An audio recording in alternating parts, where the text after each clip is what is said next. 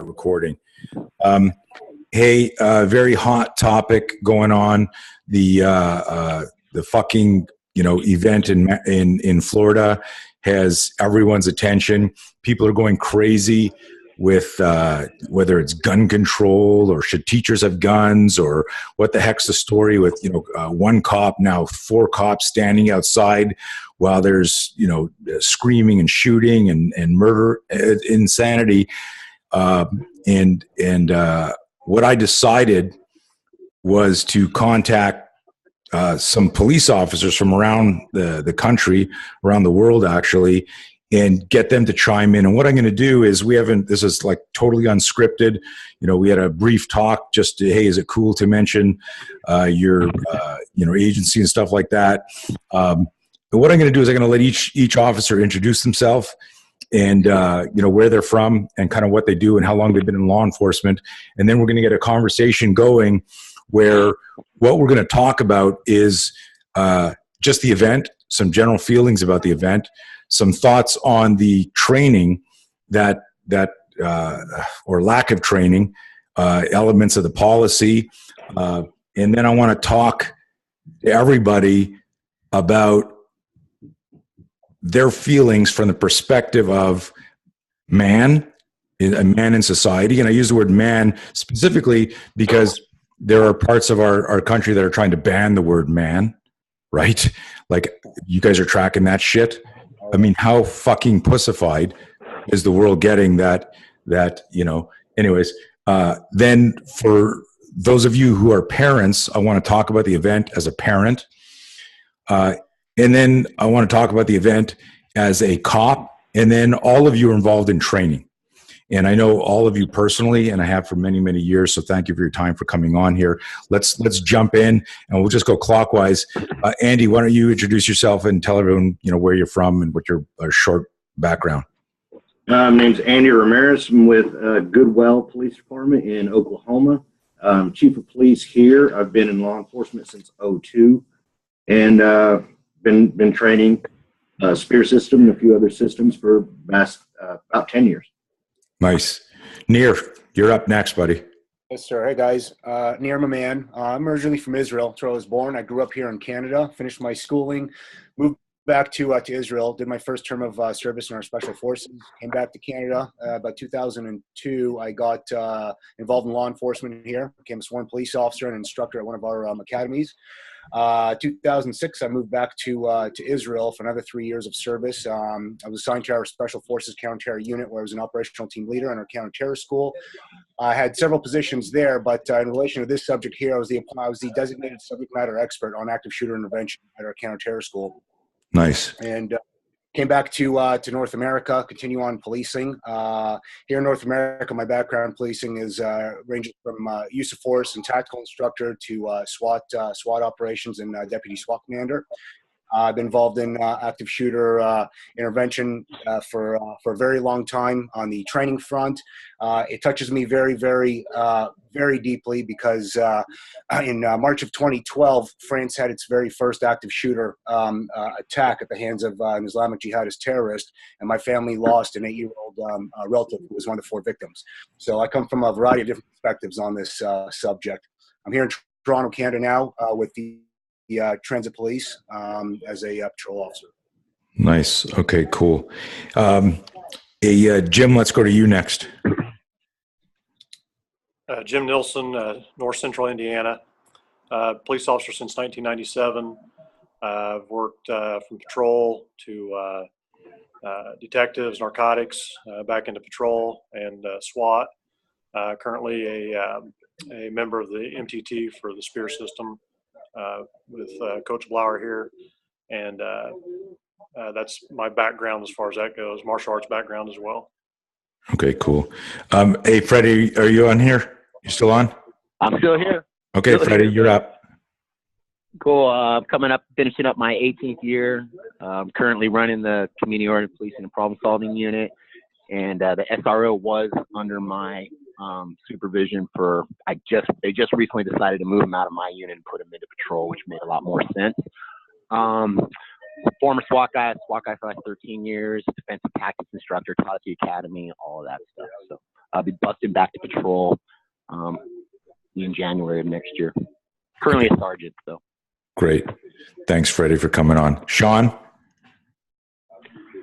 Hey, guys. Sean Tebow from Henderson, Nevada, Henderson Police Department. And I've been in the military, cop in New England for a number of years. I have a total of 20 years in law enforcement, and currently lead defensive tactics and force instruction, also use of force analysis bureau, and work for Tony as well in the MTT. So been training cops in the military for a lot of years.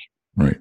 Cool. Thanks. And guys, just everyone listening, I threw the net out on our team looking for people, also on one of the groups on Facebook. This isn't about the spear system. And it just so happened that, 3 of the guys that answered the call that were available with their shift happened to also train with me and are part of our MTT. But this isn't about spear and startle flinch and finger splayed and converting the flinch or anything. This is really about you guys and what we see. And I'll just do a little, I did a little rant at the beginning, but let's talk, from the, just the perspective of, let's start off with a law enforcement perspective of how many of you guys are familiar with, and I don't know if this is the statute, the Warren versus District of Columbia concept. Anyone on the call know what that is, and then how that relates to law enforcement? Okay, Nir, do you know what that is? Have you heard of that? Oh, I haven't, Tony. Okay, so it's going around the internet right now, but basically it's basically the just to read it real quick.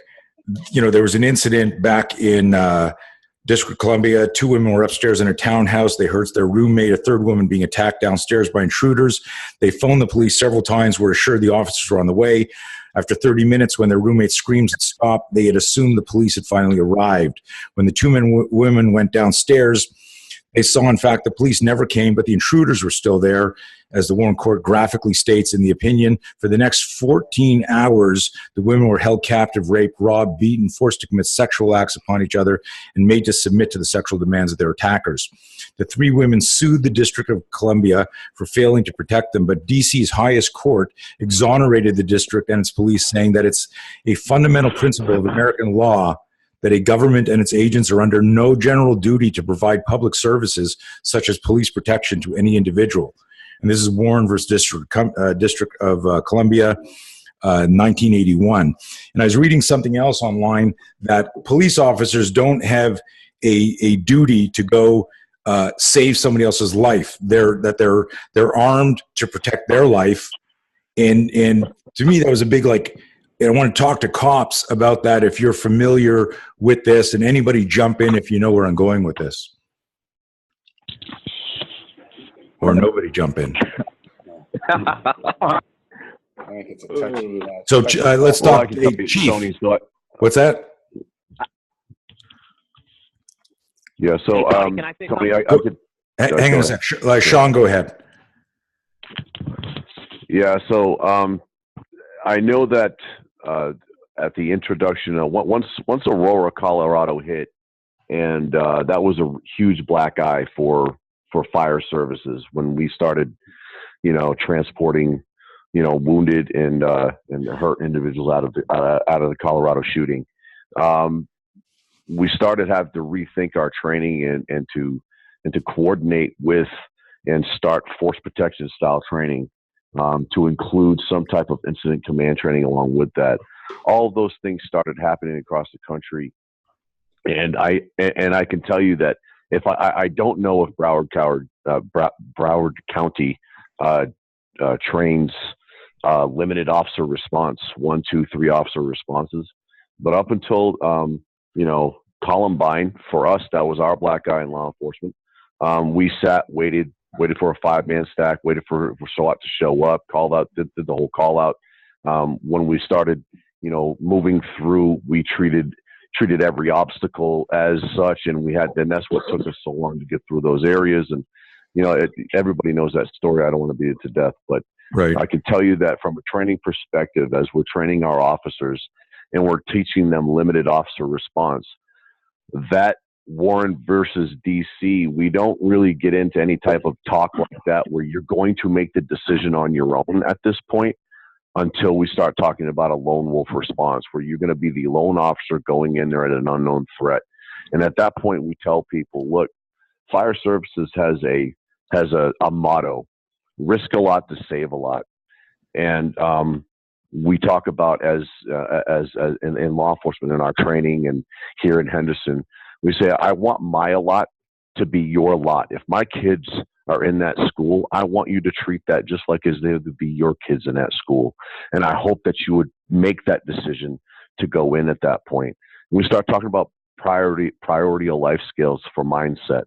The priority of life scale specifically for us, and I don't know if anybody else does that or not, but the priority of life scale, number one on the priority of life scale during an active killer scenario or incident is going to be your victims of the violence, number one. Number two is going to be your innocent bystanders and people trying to get out, your civilians that are trying to get away.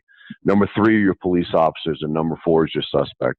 So you're at the bottom rung of the scale for the priority of life scale, right above the suspect as police officers.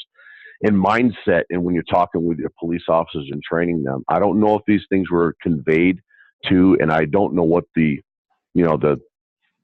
standards are to become an SRO in Broward County, what the pool looks like for these guys, where they are in their careers, all those types of things. But certainly getting in and teaching these types of mindset talks, having these type of mindset talks where we're stepping away from the traditional, every cop goes home at the end of the shift kind of thing. I think it has to be something that is, conveyed to the officers that are going to be possibly faced with the fact that now their a lot has to be my a lot. They have to make the decision as a lone wolf officer to go in there as a response and to meet that threat. And I just hope that that word gets out and that mindset can change. And I'll let everyone jump in here. I just want to chime in real quick here that you see a lot of times, in the community where someone looks at, the university cop or the SRO, or, almost like, oh, he's not a real cop, right? And you see that eliteness. You can see that sometimes, like in a SWAT training, looks down on the patrol officer. The patrol officer looks down on the SRO. The SRO looks down on court services. And you guys know that. I always say this: we all fight the same bad guy at a different point in his career, at a different location. And in your fight, your point, and it's not who's right, it's who's left. And we need to fucking wrap our head around this with all of the school shootings and knowing that they are, gun-free zones. You would think, and don't get me started here because I'll just winding you guys up. Like some of the laziest athletes I have ever met are cops in our classes, right? They want to know, hey, what time are we finishing today? How hard do we have to go? And we've got our hard chargers in the classes, but it blows my mind. And I wrote an article on this for Caliber Press last year about just how most cops don't take their training and their mindset seriously. You're understanding they carry a gun and they're going to be put in harm's way. But let's piggyback on what Sean said. Anyone want to add to that? I know we cut off. I don't know if it was Mike or Freddie that was trying to talk at the same time. Which one of you guys was it? I think probably both of us. Yeah. Go for it. Somebody just start talking. Go ahead, Freddie. Hey, so Tony, I like living here over in California in the Bay Area. We have a very interesting situation with our school. Our school is 4,300 kids in a population city of 7,400. So during the day, that school only wants to pay for one SRO, and they only pay 7% of his salary. So we have one SRO at a school of 4,300 kids, and might estimate about 1,000 of them are out-of-district kids who have all been expelled or kicked out of their school districts. So we get quite a crop of individuals at that school. And quite frankly, the SRO job here is just a job that nobody wants. We're not even scared of like, hey man, God forbid there's ever the active shooter thing. And luckily at our department, we train for that, and we train for it pretty regular with all of our officers.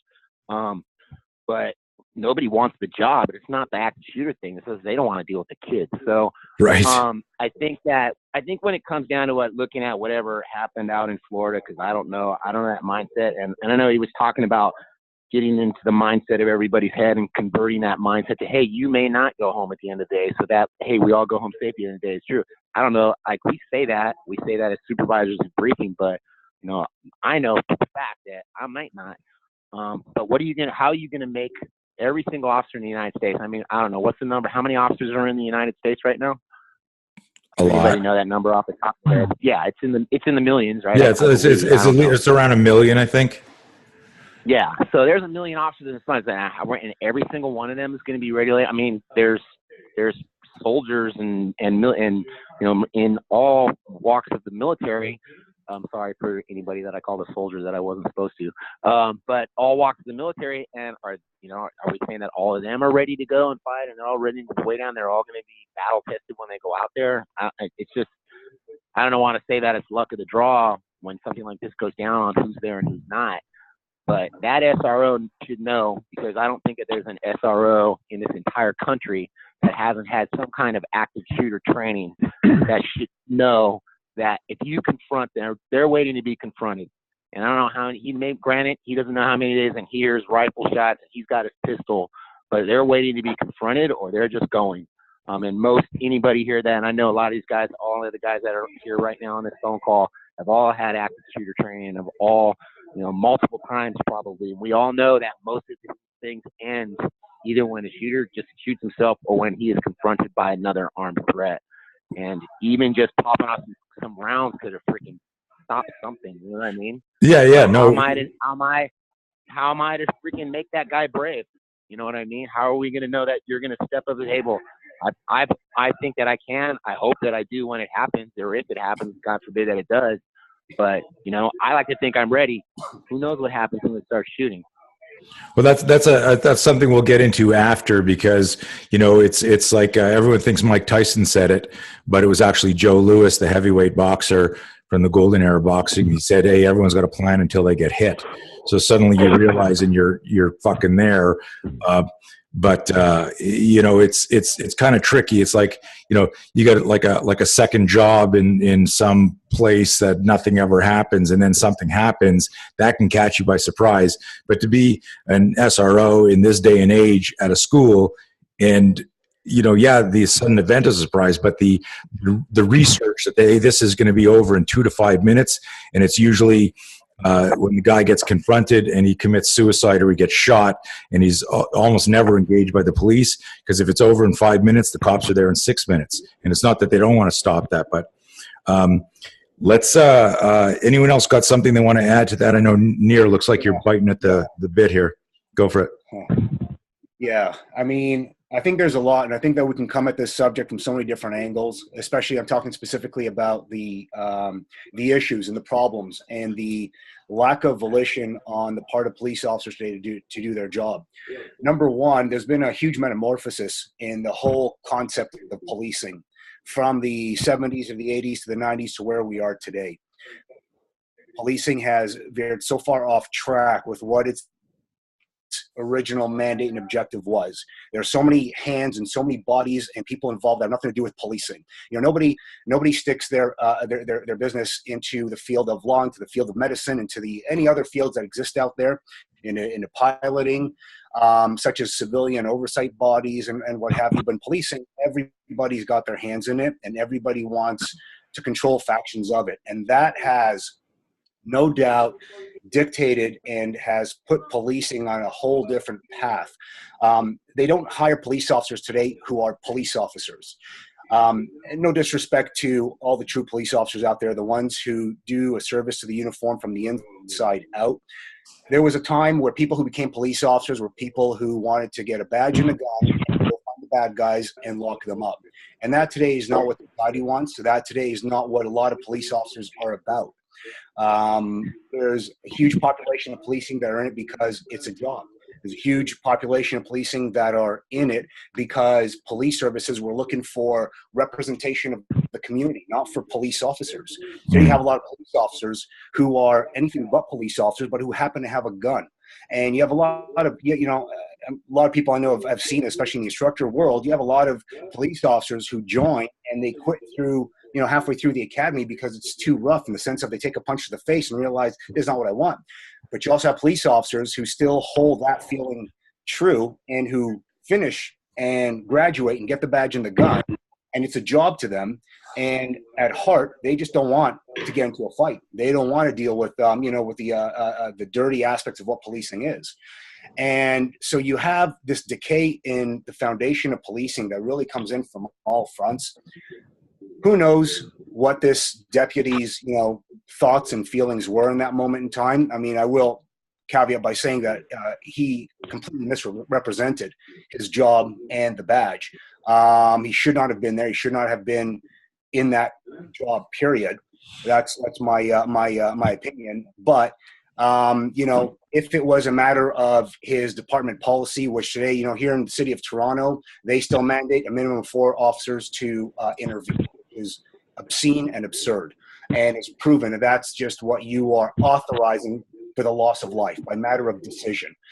So I don't know whether he was dictated by policy, whether it was a matter that he'd been on the job for too long and just didn't care anymore, whether he was afraid and that fear was never exploited during his training and fixed at that point in time, where he was put to a point that said, listen, you're scared, that's okay, but either pack it in, get the hell out of here, because people out there depend on you not being afraid, or fix it. So there's a lot of angles that, come into play with why policing is where it is today. From lack of proper response to an active shooter to police officers who just aren't making the right decisions out in the street and causing all these media stories. Just some of my thoughts. No, very, very good stuff. Anyone want to jump on or add to that? Yeah, I'd like to hit on that, Tony. This is Mike Brown. Hey, Mike. I don't know if I necessarily agree with that broad-based description of where law enforcement's at right now. It's obvious that it's at least in isolated pockets like that, but everything that I've seen, and I don't have any empirical evidence, but everything I've seen anecdotally in the academies and throughout the, I'm from the Midwest, throughout the Midwest, every officer truly wants to go out here and hunt evil. And when they don't, guess where they go? They go to the schools. And when they're done with that. Now, we were talking about Warren, D.C. Obviously, there was a hint at possible lawsuits for that. And with case law supporting that, I don't know how far they're going to get. But another piece of case law that may start to rear its head is, I believe it's Maryland versus U.S., is the failure to train. And if these guys were not deploying because either one, they had absolutely no active shooter training post-Columbine, or number two, they had some training post-Columbine, but had never really considered what it would, how it would be necessary to go in alone, or was it just a guy who was completely frozen in fear and couldn't get himself to go? We don't know yet, but I think maybe that's where it's headed. So a couple of things. One is you obviously are in an area where you've got like some serious, I mean, at the training level, the academy level, I've seen a lot of what Nir's talking about all over the world. But I agree with you, Mike. It depends on, whether you got like those A-team, recruits. They want to, like you said, hunt evil. But I have seen I've been teaching now for 3 decades in classes, where I've been places where I go and make the joke, if I was ever taken hostage here and I had one phone call, I'd call their police and say, don't come in, I'll take care of this from the inside, because I've seen how these guys train. And listen, you know how much I love and respect cops, but I'm going to call a spade a spade. You're a hard charger. You're always, impressive in the class, and the people you brought to our class when you hosted, they were squared away. I've been places where I'm going, oh my God, I can't believe this guy's a cop. There's a lot of this is the type of training. I wrote an article all about the egalitarian bell curve a little while ago, where we keep lowering standards or hire people that have good sensitivity skills, and they're graduating. They can't make it through the obstacle course, but they pass the ethics course.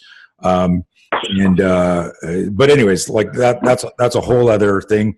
But I think that you know the failure to train adequately, lawsuit issue. You know, let's swing this thing to talk about for a moment. Just the idea of you're outside of school, you know these kids. He'd been there many years. You know about active shooters. You know, we just came off of, you know, the Las Vegas shooting, multiple, you know, school shootings. There was one, I think, a month or two ago in California. Like, what goes through, and I forget who it was. I think it was Freddie who honestly said, "I'd like to think I'm trained. I'd like to think I would go." And Freddie, I've known you for years. I know you would go. But how do you, even if the policy is wait for 5 and there's only 4, let's talk about that mindset. And before you just jump in and say whatever you want to say, I think it was about 1995. I was running a SWAT course in Texas, and the drill that I had everyone do was they had to go through a shoot house where we had 5 or 6 obstacles set up, and they had to go through and do like a you call a lone operator clear, and every one of them said, "Well, we wouldn't go into the house by myself." And I said, "Well, in this case here, you are going in." They go, "Well, yeah, but that's against our policy." And I said, "Listen, if you knew that your team was 20 minutes out and there were terrorists inside that were torturing your family and they were going to kill your family, would you make entry? Would you go in?" And they all said, "Yeah." I said, "Well, you shouldn't even hesitate on that. I don't give a shit what the policy is. I'm not going to stand outside and listen to people I care about get murdered or tortured." And it's easy for me to say as a civilian, as a citizen. But what was interesting is this was just a simunition training exercise with guys in high gear suits, and they had these 4 or 5 obstacles that they had to get through, and there was hesitation at the beginning of it because they recognized that, but this is back 20 years, way before school shootings became a thing. But it was interesting when I said to them, make this personal. You need to be the courageous bystander. You need to be the PSD for your family. You're going in alone, right? Your team's got to catch up to you. And then everyone was okay when I gave them a scenario where they said, "Yeah, I would go." So I'm just bringing that up as an interesting thing. Like, because here we are decades later, even if you're outside the school and you're waiting for backup and you're scared shitless, as anybody should be. If you're going to, like a guy with a long gun killing people, to pretend that we wouldn't have an adrenaline dump and have tachypsyche and auditory exclusion and be overthinking shit. But that's where our training has to kick in, and you got to fucking go. So I want to talk about like a little bit about that mindset issue right there and how you guys either address it or any thoughts on that. Hey, Tony, Freddie here. Okay, Freddie, go. It's like, this is like a game show, guys. You got to hit your fucking buzzer and go. It is. Like ding, ding, ding, ding, ding, ding. I'll take talking about my fears for $500. Yeah.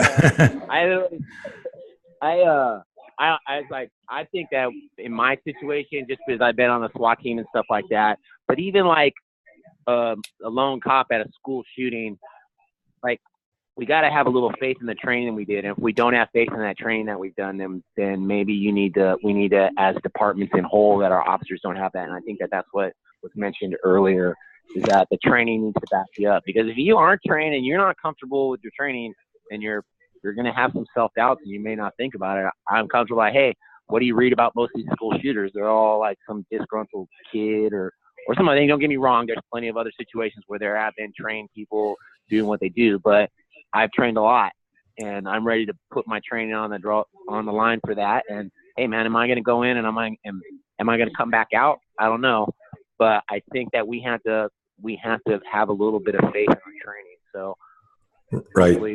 Maybe this raises up a little bit of awareness around the country and departments in general. And usually, it's these kind of things that do raise this up at agencies. That hey, maybe we do need to spend a little bit more time firearms training, instead of the recent, 12 hours of first aid this year or whatever the case is. I know that all these guys on this phone right now know that, at least in California, we have mandated stuff that we have to train with year in and year out. That's the same exact thing every year, the same exact video every year, when I can't be training hands-on, going hands-on as an officer, or more time down at the range, or more time shooting skills, or more time shooting under stress. And I'm sure that every single guy that's on the phone, I don't know how it is for other states. And I also, I just sorry for interrupting, man, but I just, there's all sorts of cool, really cool training. I think one of the things that's really missing and is, and those of you who know me well know how I tell people that the ability to manage the fear spike is everything. That if you can't get over the initial fear spike, you have emotional inertia, your body and mind's inability to move. Cops feel it, military guys feel it, people who can't draw, can't move. That's the human condition. That is, to me, the biggest missing link in everything from sports to family to raising kids to combatives to DT. But that's another rant. Andy, you had your hand up before. You want to add something there. You remember what it was?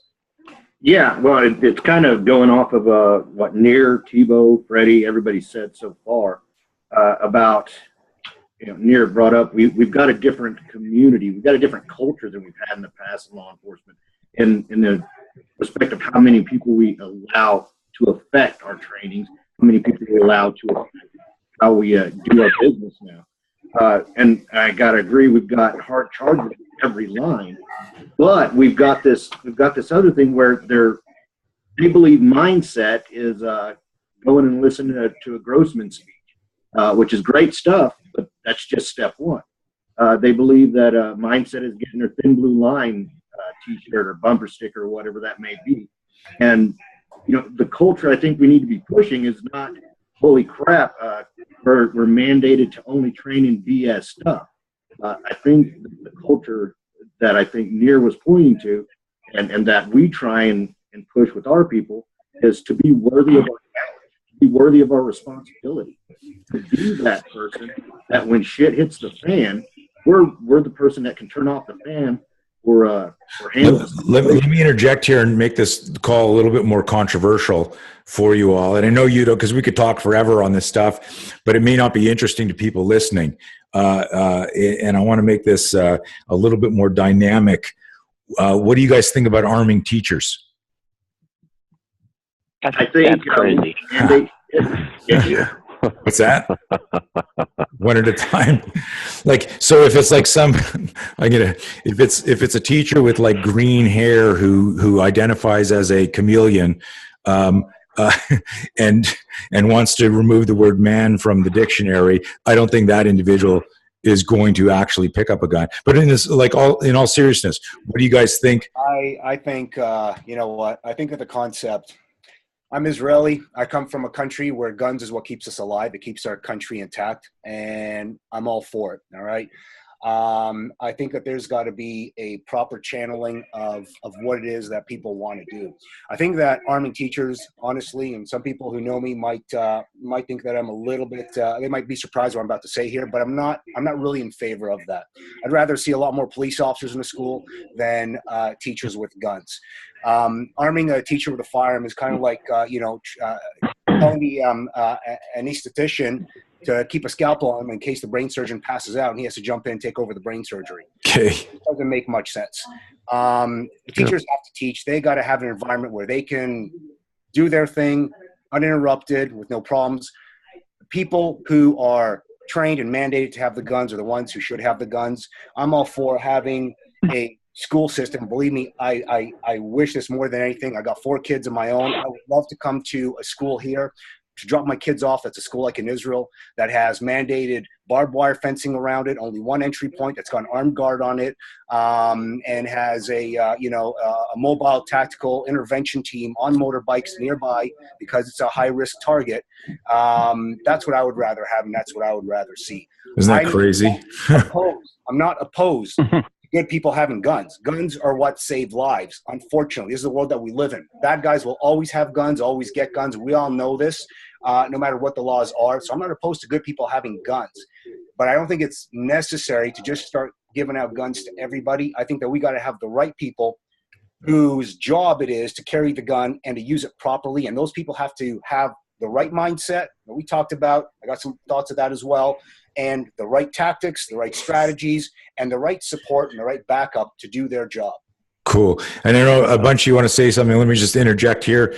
I get to interrupt because it's my show. But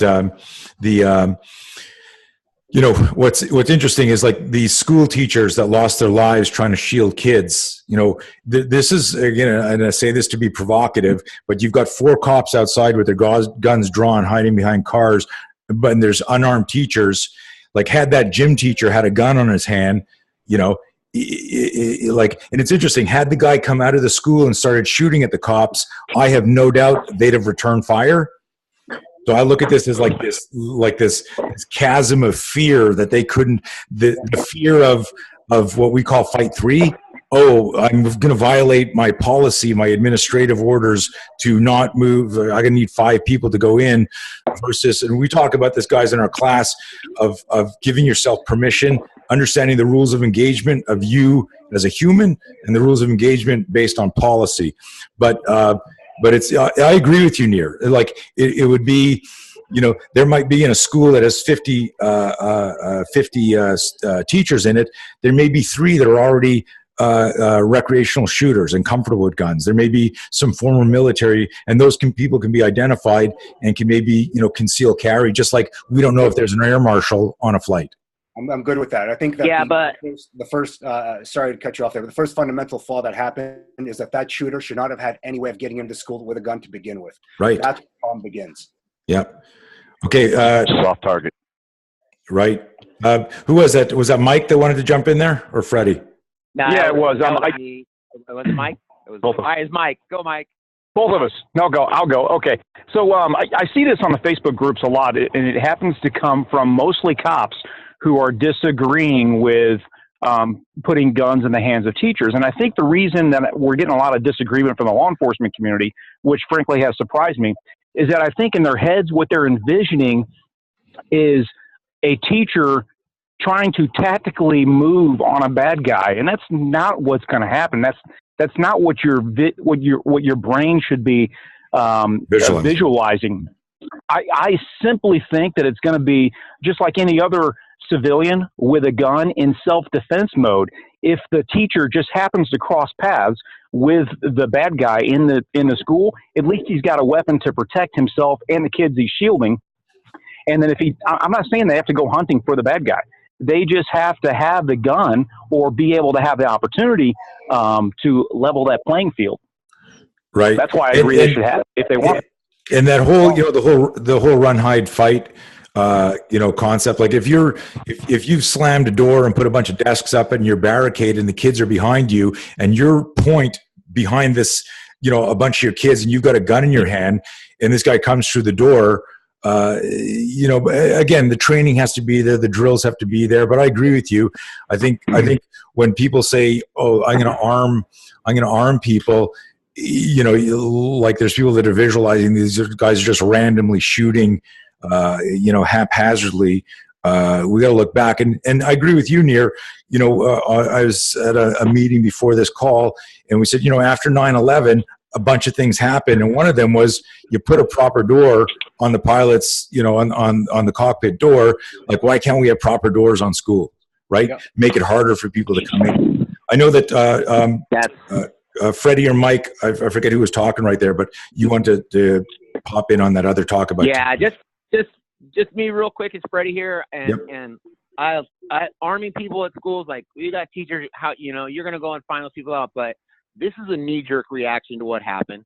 I'm all down with like having more armed presence in a school. I actually like the idea of putting a hold. I've been thinking about it already, like put a gigantic barbed wire fence around school, one way in, one way out.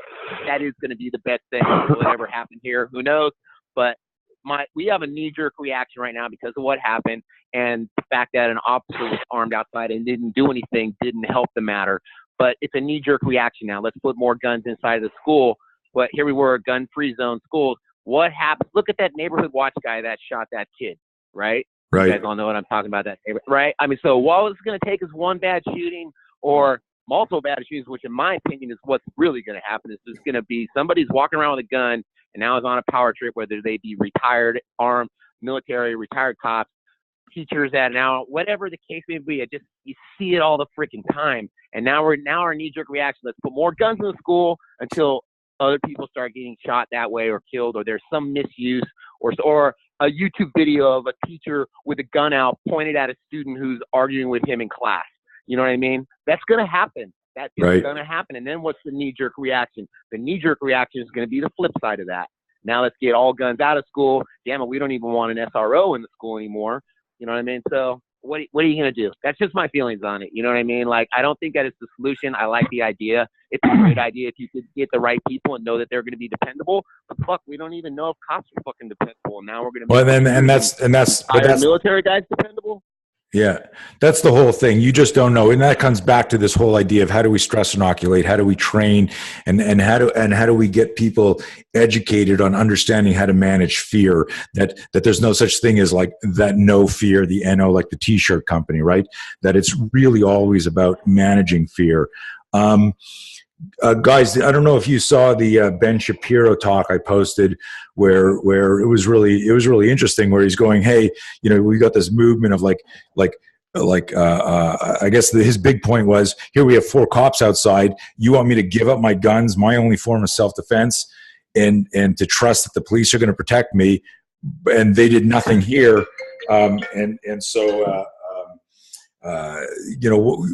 any thoughts on this whole Second Amendment, stuff going back and forth? I know this is a crazy one to ask cops, but throw your 2 cents in there. I'll comment on that. I'm going to speak again. I wear several hats. I wear the hat of an Israeli, a Canadian, and an American. Right? I'm the least biased individual. Only what it is that actually works. My only interest is helping good people and keeping good people alive. In Israel, from September of 2000 to December of 2006, we had 27,905 terrorist attacks targeting our citizens. Okay, the majority of those were active shooter attacks.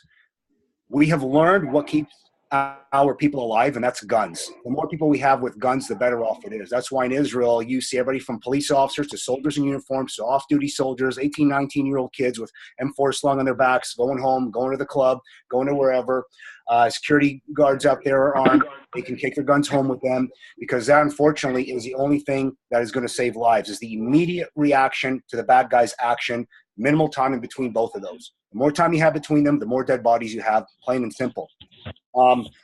That said, again, I think that it's got to be done very diligently. It's got to be done with common sense. I don't think there should be any difference with the expectations and standards of a civilian carrying a gun than we have on police officers carrying guns.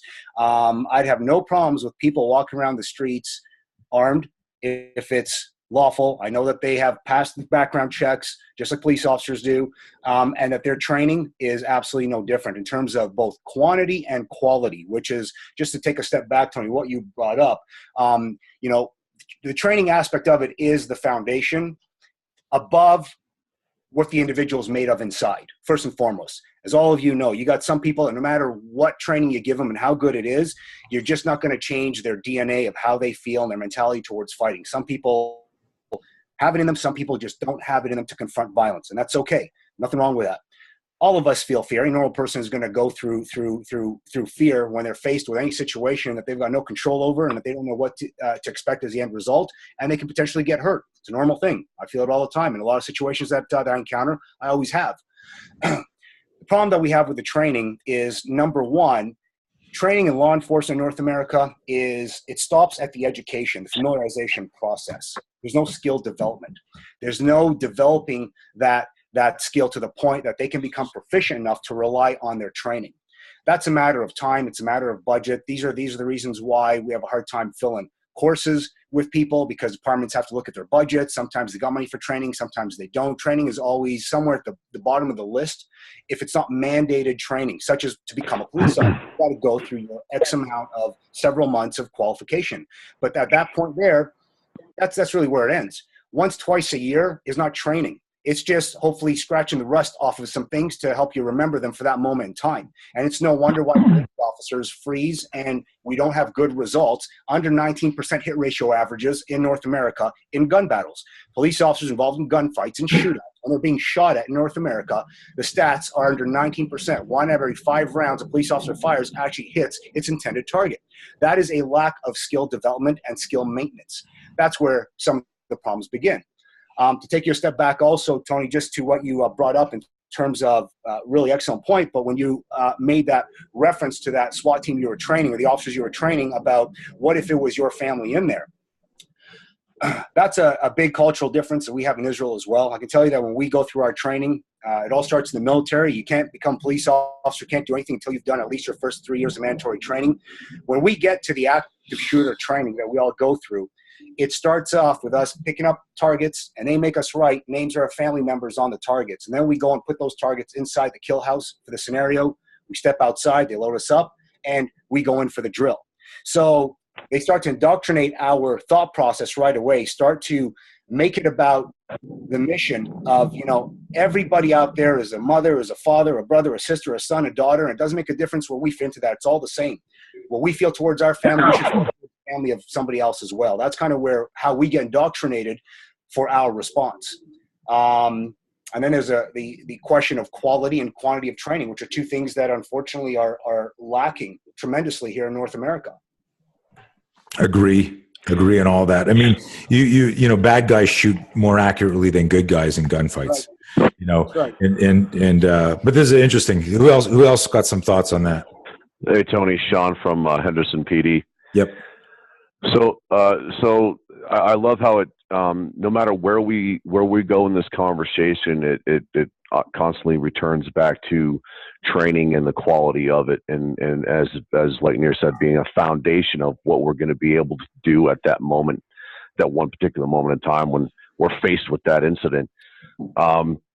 Until we provide the level of training that actually, hijacks the amygdala and doesn't allow you to know whether or not you're in the real scenario or if you're in training, because that's what actually happens when you provide the training that incorporates the level of fear that you're talking about. I've given reality-based training to our officers in as low level as taser training, where I've seen officers absolutely get spun out in the middle of a taser training scenario, where they're flipping. You can see the physical manifestation of them flipping through the file folder, looking for the right response, and that heightened sense of just awareness and going into code brown.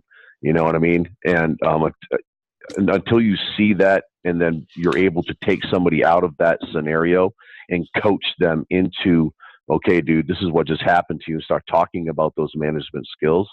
The level of training is paramount. It's absolutely necessary to be able to identify those officers that are going to stand outside the door rather than get through the threat door, that proverbial threat door. As far as the Second Amendment goes, this is the United States. Guns are not going away, ever.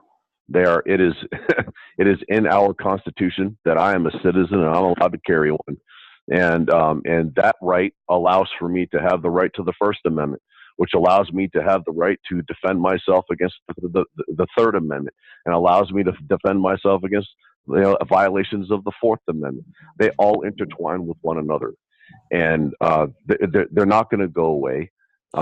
It has been a knee-jerk reaction to getting police officers armed in the schools, but they are already armed in the schools in some communities. Just watched a news broadcast, I believe it was yesterday, somewhere in Podunk, Colorado. There's a dude walking around with a Glock 19 in his boot. And he specifically said, everybody else is going to lock down, and I'm going to go out into the hallway and look for this guy and intercept or intervene. That shows great courage on his part, but now what do we have in place with this friendly civilian out there trying to make contact with the bad guy? Have they been trained in, I'll check out all the other logistics of the problem? Shoot, move, and communicate. What type of communication is going to be sent back to the officers that show up on scene? Maybe that officer is the one guy that, hesitated out the front door and is scared shitless. And now he's walking through the door and he winds up in an armed confrontation with the teacher with a gun in his hand, not realizing, so there's a lot of things that have to be worked out. I'm not saying that's going to happen, but those are considerations that we have to think of. Listen, hey, Sean, that's a incredibly valid point. And I think that, we could, if all of us got some UTM or Sims or paintball together and got a bunch of teachers and a bunch of SROs and a bunch of cops together, we'd find out that a lot of the wrong people would get shot really fast. People would panic because threat discrimination it's a science, and the only way to do it is to do it a lot. One of our trainers in Sweden emailed me today. He wanted to be on the call, but I only wanted active duty on it. He's former military there, and he was in charge of their active shooter training and stuff like that. But he had talked about an incident in the States of, and I forget it right now, but the kid who had never, all he'd done is played video games and never shot, never trained. And then his girlfriend breaks up with him because he's just always on video games. He loses his shit from the breakup, goes and buys a gun, goes to the range one day just to shoot it, to feel it, and then goes and kills 8 people with 5 of them on headshots, but had never trained at all. So I throw that in there to go like, do we even know what we're doing? At the end of the day, I had Brian Murphy on my podcast a little while ago. He jumps out of the car. For those of you who don't know the story, he jumps out of the car to engage a guy who's just murdered a couple of people. He's shooting up the Sikh temple in Wisconsin. The guy's first shot at 40 yards running, spinning, hits Brian right in the fucking face. His first shot at 40 yards in the face. His second shot shoots the gun out of Brian's hand. Like, you go, holy shit, like that doesn't even happen in the fucking movies, right? So there's a lot of craziness about here. I think there's a bunch of answers, and I'll tell you this. I love guns. I got a bunch of guns. If we could, and I wrote an article for Medium last year, I think it was after the Vegas shooting, where I said that if we could get rid of all the guns on the world, I'd be all for it. And before you jump down my throat and go, "Why are you kidding me?" is because I want somebody who's going to try and kill me to do it with his fucking hands. Because now I've got a fighting chance. I don't want some coward hiding in the bushes across the street to shoot at me or to blow me up, right? And so, and I'm being philosophical here because I agree with you, Sean. Guns aren't going to go away. The joke I made in there is we got to go back in time and fucking kill the guy that invented the first gun and gunpowder to change the course of history. And that's like the 1400s, right? So, or the Chinese back, I don't know when. If you said to me, hey, all long guns, give them up. I just need my Benelli shotgun and my Glock and my Tomahawk and my dogs and my house is safe, right? I don't need the AR, but it's fun to have in case the Walking Dead is actually real. But anyways, I'm on a little rant here. Like, I'm okay if somebody said, get rid of all long guns. I mean, because if somebody came in there with a Derringer or a knife or a teacup, the amount of damage they could do would be mitigated or limited by the fact that they don't have the rifle. I get that whole thing. And I watch these arguments and I go, well, that's insane. Let's get rid of all guns. And then guess what? Everyone's got to fucking learn how to fight, right? You got to go arrest somebody. You got to put your hands on them. Let's get rid of all guns in the world. It's not going to happen. I'm being facetious. Anyways, that's my little rant there, guys. Who wants to piggyback on that? Anybody? Bueller? Yeah, I'll run with you on that, Tony. Go for it. I noticed that we'll all kind of fumble over each other trying to get our 2 cents in every once in a while. But when you're speaking, everybody shuts up and listens. And the same thing happened when Nir started talking. And that's because he started off with, I'm from Israel, I work in Israel, and everybody's okay now.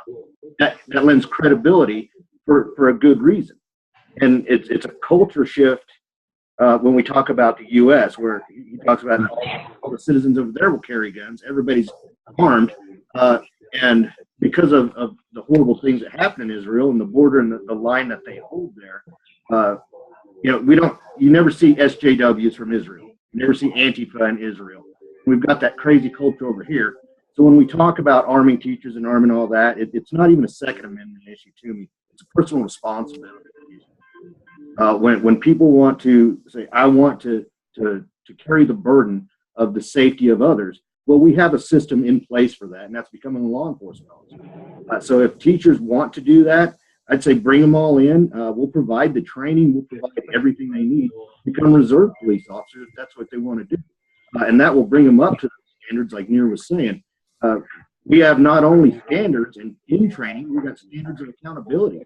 And I think that's what our culture needs to swing to in law enforcement, of taking personal responsibility for our training, taking personal responsibility for our communities, and making it personal. It's not just a job. It's not just something I do to get that paycheck so I can hit the golf course. It should be, it has to be much more personal than that. So that's my 2 cents on that side of it, arming teachers. Okay.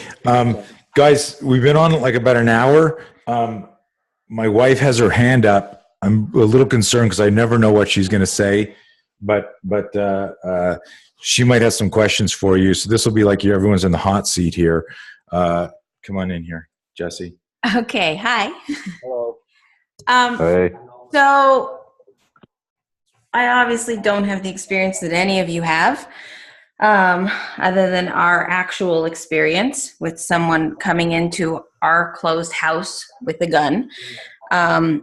And, you know, I'm on Facebook, I'm on Instagram, and there's every fucking side of the argument, right? Armed teachers don't. Protect the schools, don't. Take the guns away, don't. For me, I happen to be with Sean on the Second Amendment. And it's amazing because you all made really good points about arming teachers and not arming teachers. And I'm not against it, but I know it's not the right answer. And I know it's just going to open a whole other can of worms.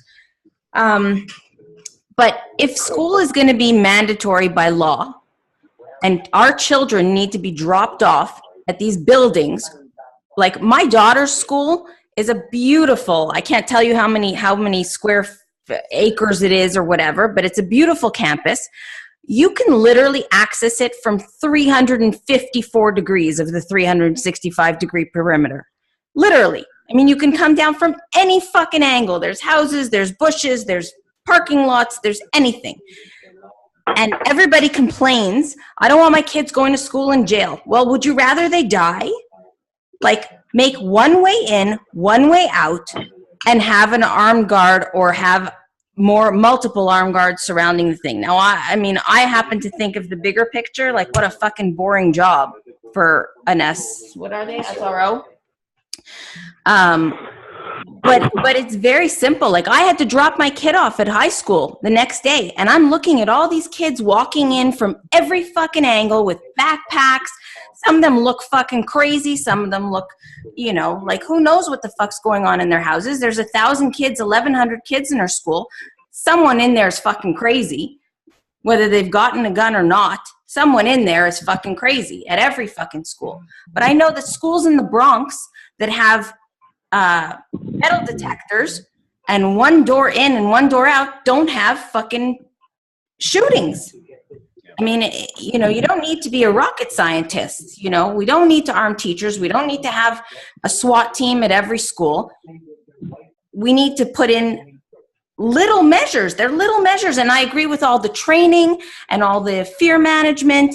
Like, you know, when I first heard that the cop didn't go in, I was like, well, that's fucking retarded. What a pussy. But you have no fucking clue. You don't know if he was waiting for his team, if he was terrified, if he was like, fuck this. I don't want to say something here, and I want the guys to, and Jesse will just talk for hours if I don't cut her off. But listen, if that guy didn't go in because of fear, like that's going to haunt him until the day his life ends, which he may do. You know, and as sad as that is to say, after the mass murder in Montreal back in the late 80s when Marc Lépine went in and killed, he had every guy leave the auditorium, and then he started shooting women. A couple of the guys who left there ended up committing suicide years later, just because they couldn't believe they did that. If this guy, and this is why I come back to the, fear throttles everything we do, and you either use fear as a fuel, or it just suppresses you and can destroy you. But I know that I don't even know if Jesse asked a question or brought up a point. But there's a bunch of countermeasures. Nir, go ahead. You want to say something? I'll just throw out just another comment to share with Jesse how my household feels on it. Both my wife and I are just, I can't stand looking at social media anymore, all the other nonsense that's out there. The one thing that I'll do is I'll gladly accept listening, giving my time and my ear to listen to one of these anti-common sense arguments that we see out there on social media, as long as those people making those anti-common sense arguments come to me after they've removed all the locks, the doors, the windows, and alarm systems from their houses, and they actually live it. Exactly. Right. Good point. Mike or Freddie, got any thoughts on Jesse's rant? Nah, Jesse's rant, like I said when that was mentioned earlier about the schools in Israel, man. Like our school here, that high school that we have, it's a tactical nightmare. I mean, a tactical nightmare. And I don't want to fear monger, I don't want people tripping out if anybody were to hear this from where I live, but we all talk about it every day in every briefing, not every single day, but like it could go down there. I mean, it's 4,300 kids. It's huge. Like I was just with the U.S. Marshals a couple months back. They came down. There was a kid who transferred into school that day who had shot his girlfriend in the head while she slept because she thought she was snitching on him. And we pulled him out of a classroom. I mean, like, wow. It's something that we need to think about, right? So, yeah, I think literally if you were just to close off the schools and make them completely secure, one way in, one way out, I mean, like, I would actually think that that's going to be where we're going to go. Like, It's where we have to go. It's our only choice. Well, it's already what we're doing with a lot of things in society. They're not as important as kids, such as and banks and airports and what have you. So it's just absurd. Absolutely. Mailboxes, post office, banks, everything. You go to a bank nowadays out here, they're all completely locked down. It's insane. Hey, here's another question for the dads, and also you got to deal with it. But people have become so fucking brazen and disrespectful and entitled. The videos you see of like kids screaming at teachers about their marks, or they don't want to be quiet, or they're on their phone, like kids attacking teachers. Holy shit. Like when I would hear my garage door open and my mother came home in the 60s, I'd look at my sister and go, "Mom's home. We got to check the house." Like the lack of disrespect for parents, teachers, law enforcement. Like that's the bigger problem. That's the issue, right? And I think that a lot of all this violence that we're seeing, a lot of it is also just a byproduct of all this complete moral decay of society. Right. 100%. With their, Hey, you just froze, Nir. And it's just ridiculous. Yeah, no. Sorry. Yeah, 100%. I don't even know how we fix that, because we can say, oh, it's mental health. We can say it's a gun problem. It's a lot of all of it. It's not just one thing. But if people stop robbing banks, then we wouldn't need armed guards at banks, right? If people weren't hijacking airplanes, we wouldn't need, greater security at airports and stuff like that. It blows my mind that people would have a problem. If pretend your kid is your money, like that's your flesh and blood, that's your most important asset. Why wouldn't you want that protected? And I don't understand this whole resistance to hardening that target. It's ridiculous. Tony, I'll jump in here real quick. To bounce off of what Jesse said, we do walkthroughs on a regular basis on in our schools here in our community, and every time we go in there, it is just so obvious how unprotected these schools are, and it's pretty scary that. And I'm not even surprised. I'm actually shocked and surprised that we haven't had worse shootings, worse than Sandy Hook, worse than Broward County. because of how unprotected these schools are. Even the security policy that they have, a lot of times they're just not even following it to a T. But my favorite point that Jesse said is that she throws more F-bombs than my Scottish family. So it was awesome. You know, what was funny is after the, I think it was Sandy Hook, like I freaked out. I was in New York and a friend of mine, we went out for dinner, and a good friend of his daughter was killed. And so that was like, even though it wasn't me, it was like him telling me with the look, he's got kids, I've got kids, and like this right just happened. And he tells me this, and I'm like, holy shit. So that happened on a Friday. On Monday, I went into the school. So this is like 3 days after the event. I go in there and I get up and I hold on a sec, guys. And I get in there, and there's no teachers there, there's no parents there, everything's quiet like normal. I'm thinking, oh, there must be like a gathering in the auditorium or the gym where they're addressing all the security concerns. And so I say to the front desk lady, I go, hey, is the principal here? And she goes, yeah, she's in her office. Can I help you? I'm thinking, holy shit, there's not one single parent here after I go in to her office, sit down with my wife, and she looks like shit. Like her hair's disheveled. She's got bags under her eyes. So she's been, because the first person I think that was murdered, and that was the principal in that.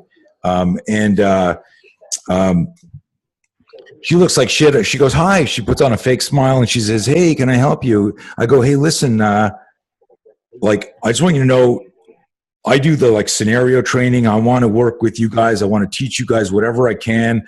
I'll train the teachers. And she looks at me like I'm speaking Latin. She's like, huh, what? I said, yeah, I don't want any money. This is what I do for a living. I want to help. And she goes, oh, like everything's fine. And I said, you know what happened on Friday, right? At Sandy Hook? She goes, oh, yes, we had meetings about that. And she looks over, we're sitting at our little conference table, and she gestures over her shoulder to her cell phone on her desk. She says, her answer was, we have an app on my phone that calls the police. And I looked at her and I said, do you know how fast this shit would be over? Like, as much as the police want to stop this guy, it's done. And, you know, I end up like getting really excited. Jesse's kicking me under the table, but like, it's like people don't want to understand or address the actual problem. You know, this is math. This is time domain. You got 2, 3, 4 minutes. I actually said to her, I said, have you ever shot a gun? She goes, no. I said, go to the range over here. You can rent them, and just empty a magazine at the target. I said, you wouldn't even, I said, if someone came in the office here and shot your secretary and came in here and started shooting this office, you wouldn't even be, by the time your cognitive brain and your reptilian brain kind of converged and figured out what the hell was going on, you wouldn't even have gotten to your desk. You cannot figure out a way to solve the problem if you can't accept the problem. That's one of the biggest problems that we have. And you know what, Tony, almost a similar incident that I had. Our son, our youngest one, he's 3 today. 2 years ago, he started going to this preschool in our neighborhood. It's located in a plaza, a very busy area. It's a Jewish neighborhood, Jewish-Israeli, a lot of Jewish-Israeli representation there. Definitely on the list of a lot of the terror groups that they would come, they'd execute an attack at this location. It definitely is a suitable target for their mandate. And I was going to pick him up one evening, and I came across an individual who 1,000%, and I say this not on a personal level, I say it on a professional level, and 20 years of dealing with counterterrorism, and I teach everything from the kinetic tactical intervention right up to identifying when these terrorists are conducting surveillance on targets. There was one in the parking lot that was videotaping the plaza right towards my son's school. and collecting information. I noticed him right away. I stopped. I started taking pictures of him. He saw me. I won't get into the details of what happened afterwards, but there was some follow-up with the intelligence division in that area. It's 100% confirmed that what I saw was exactly what I knew it to be. I contacted the school, and I spoke with the CEO of the school. It's a private school. They're a chain. And I told them what was going on, and I offered to come in and help them with the utterly zero security that they have there.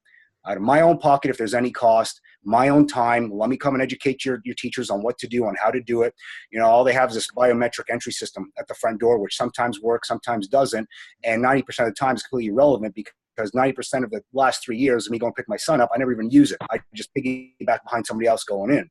And they got windows and glass, and it's as easy a target as there is.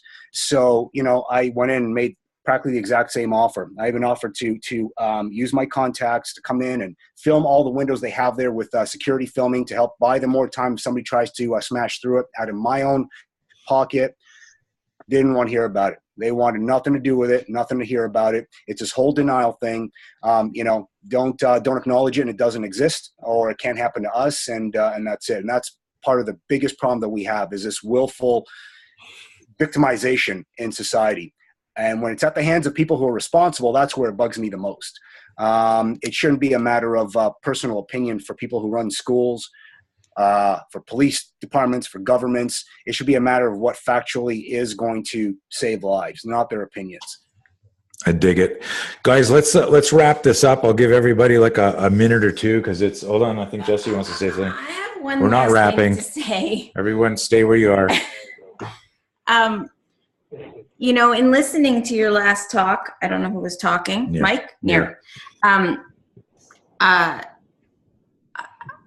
I can't help but feel like we're kind of idiots too, because, you know, we're complaining and we know how apathetic the administrators are and the systems are and the protection and the access points. But, you know, all of us are dropping our kids off at school every day. You know, I mean, I'm not one for protests, and I'm not implying that at all. But, you know, I dropped my kid off at school every day this week. Said I love you, because just in case. But, you know, I don't know. I don't know what we're supposed to do. Like, you know, if to get the proper people in power that actually care about what needs to be done. That is what's lacking. There's too much, you know, systems and debates and democracy and this and that and everybody's opinions, and that's just part of the problem. Believe me, I 1000% share your sentiment on that. We got 4 kids. I drop off every day, and you know, I had the incident that I just described. I had for the period of about a year of literally sneaking out of work and going to drive around my kid's school to go and do perimeter checks and to just hang out during times that these attacks happen predominantly, just to make sure that everything is okay. So believe me, I lose sleep about it as well, and it sickens me, and I'm fed up with it. The problem that we have is that we live in a society that accepts democracy and everybody's opinions before doing what's right and honesty and truth. And until we all band together and we outnumber them and we get rid of them and we call the shots done, we just have to go with the flow, unfortunately. Yeah. Sucks. Good points. Okay, guys, let's thank you so much for your time. Let's Andy, you want any closing remarks? Yeah, I think Nero hit a great Near hit a great point there, where we need to make those who are responsible make those decisions publicly accountable for their denial of the issues. Fucking my kids are there. My kids go to public school. Luckily, I live in a town where the school has 180 kids from pre-K through fucking graduation 12. So we've got I walk that school 3-4 times a week. But until we make our police department heads, our chiefs, our sheriffs, or whatever, and our school administrators publicly accountable for the fact that they're not addressing shit, nothing will happen. Love it. Crazy. Freddie. I don't want to say anything else, but all I got to say is, hey, you guys are lucky you don't live in California, where they're virtually making almost nothing a crime anymore. Gun crimes out here are a joke. It's like everything is is a slap in the hand. So I think you want to fix some of the gun problem here. It's not that there's so many guns on the street. It's just we're getting guns in the hands of the wrong people, and we're not doing anything about that whatsoever, at least here in the state of California. I don't know about anywhere else, but it's so frustrating as a police officer. Crazy, man. Mike. You know what? Just thinking about Scott Peterson, I don't know what was going on there, but if there's anything good that's going to come out of this, I'm not sure there's any cop on the planet that wants to be Scott Peterson. That's a good thing. Yeah, and I hope we all learn and that inspires training. And you said something interesting, or I think it was Freddie that said it, that the guy that can't make it through the regular academy drops down and he gets sent to a school. We need somebody who's fucking tough as nails at the schools, knowing that it's the theoretical gun-free zone and that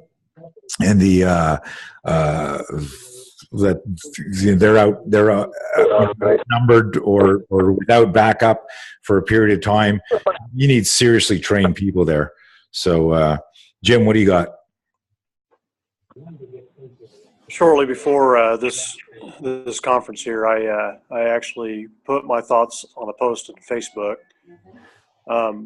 But the thing that always comes back, and it's exactly what you've taught for such a long time, is it all comes down to fear, and not just fear on the SRO's part here, if that was in fact the case, if it was a training issue that was also tied to fear, and also on our part as we talk about this. What is keeping us? What are we afraid of right now? What is causing our fear to change this? What can we do that we're not doing right now? And listening to everybody talk here, there's some thoughts that came to my head that I need to be focusing on myself. So this has been a great talk. So. Cool. Awesome. Sean, what do you got? No, Coach, first, thanks for having us on here, man. It was, like Jim said, it was a really cool talk. It was, I'd never spoke to some of the folks here before. So I appreciate being on and you having this. I would say that out of here, we handle and solve the problems that we can solve at the level that we are at. Don't get discouraged. Keep your head down, hustle, work hard. Train your cops, make them safer, enhance their survivability, enhance their lethality. Just keep on doing what we're doing. The 50,000 foot view isn't always what we can solve the problems at that level. So let's just stay focused at the task at hand and keep working hard the way we always have, the way you guys always have. Cool. Nir, final thoughts? Yeah. I think that, we've only begun to experience the very first wave of what's coming. From Dallas to all these other ambushes that go on to police officers to all these shootings that we see, people got to bear in mind that this is just the small afterwave that is hitting our shores right now. We've got parts of this world, we've got hundreds of thousands of these demented terrorists that are fighting with each other and that are hell-bent on destroying us. And we've got people out there, we've got these terrorists that are building a level of combat experience and skill and capability that here in North America, police are going the opposite direction. Society wants to muzzle law enforcement. They want to reduce any perception and optics of being, strong-armed and violent, let alone giving them more training and skills to help actually engage violence. I show in a course that I teach on single officer active shooter intervention, which I deal specifically with the threat of the terror-oriented threat for active shooter. And I show a juxtaposition of law enforcement training here in North America, the way that it's governed. I'm not talking about the individual police officers, because the majority of police officers out there, all of us are in this because our hearts are there and we care. But unfortunately, I talk about command and up and the administration and the influence that the political world has, because they're influenced by society and how that trickles down and affects, everything to the ground. But I show the juxtaposition between how the majority of common training in North American law enforcement is, which is very passive. And then training videos of all these terror groups, from ISIS to Al-Qaeda to Al-Nusra Front to Hezbollah to Hamas, and the training that they're preparing themselves for, which is violent engagement to take over. And these are the elements that we're going to start to see carrying out more attacks on our law enforcement, our communities here, while police, unfortunately, is kind of deviating from preparing officers for those types of battles and violent engagements. And that's kind of the scary part. So we have to really, continue the fight individually, the small group that we are, that have the heads on our shoulders and understand where the world is and what's lacking. And like I always say, we got to keep on pushing, have the right people take control and get into politics and into command positions, and hopefully start to make the right decisions on a macro level. I don't know what else there is to say. I think that was fucking awesome. 30% of the people that 30% of the officers who do our courses self-fund. I think you said it earlier, and a bunch of people echoed that. Freddie said it, Mike, everybody. Training is the least funded and supported, and I hear it over and over again. In fact, during the previous administration, I was running like 2-for-1s for small, medium-sized agencies where I'd go, listen, you can't get in there, like come train for free. I'll do whatever I can to get you guys trained to enhance your survivability. But at the end of the day, guys, and this is a message for anybody listening here, whether you're a first responder or just a citizen, you're the first responder in your fight, and cops aren't the first responder. They're the second or third or fourth responder. And you better have your shit together, and there are simple things that you can learn and do, but you will not stimulate the reticular activating system. That's the part of your brain that deals with awareness, and learn how to manage fear if you fucking don't look at the reality situation and do a little homework. Just a little information can get you moving sooner. If you improve your perception speed, you decrease your reaction time. You can't improve perception speed if you don't look at the problem realistically. Guys, we're going to wrap. Thank you all so much. I'm going to post this later today, and I'll email you guys links. You can, share it with your community and hopefully inspire some stuff. And we'll do this again. This was fun. It was great. Thank you very much. Thank you, guys. Be safe, everybody. Thank you, guys. Thanks, Bye. Thanks. Bye, guys.